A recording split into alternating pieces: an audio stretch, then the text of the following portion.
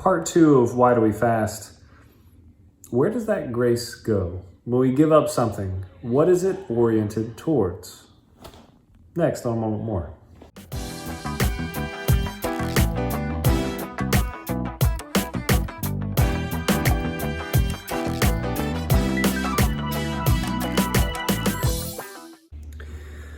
So there's one piece of, fasting and giving things up sometimes that I think we miss. We get the part where I'm going to give up this or that, and I'm going to say no. And we always have to guard our pride with that. I'm not going to eat chicken, or I'm not going to eat meat, or I'm not going to eat bread, or I'm not going to eat strawberries for all of Lent, whatever strawberries. But, I'm going to give something, and it's this piece of, can I separate myself? Can I be the one who distances myself from that which, I have grown attached to?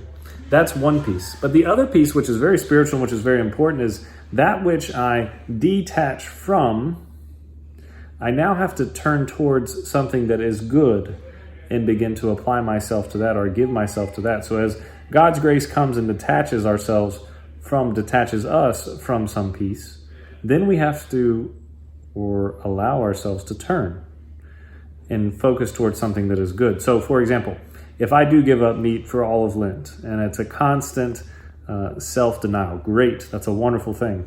But over time, as that finishes, and that grace becomes apparent in my life, how is it that I then take that consistent habit, that spiritual habit that I've built up of denying myself, and turn it towards the good?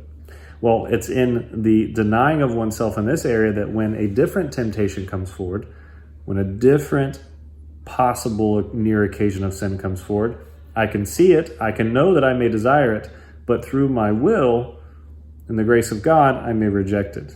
It's God's grace that is working through and forming all of those pieces.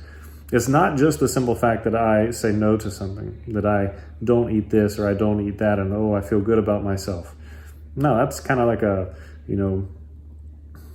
step program where, it's just the improving of the person.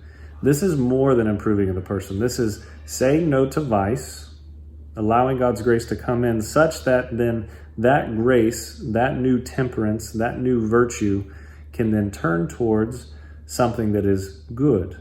So either to deny some other temptation and choose the good in that time, or to open up a space in my life for something that is good so that then I can attach myself to that. If I'm going to desire something, if I'm going to become, as the scriptures say, a slave to something, become a slave to Jesus Christ. Become a slave to something that will fulfill you.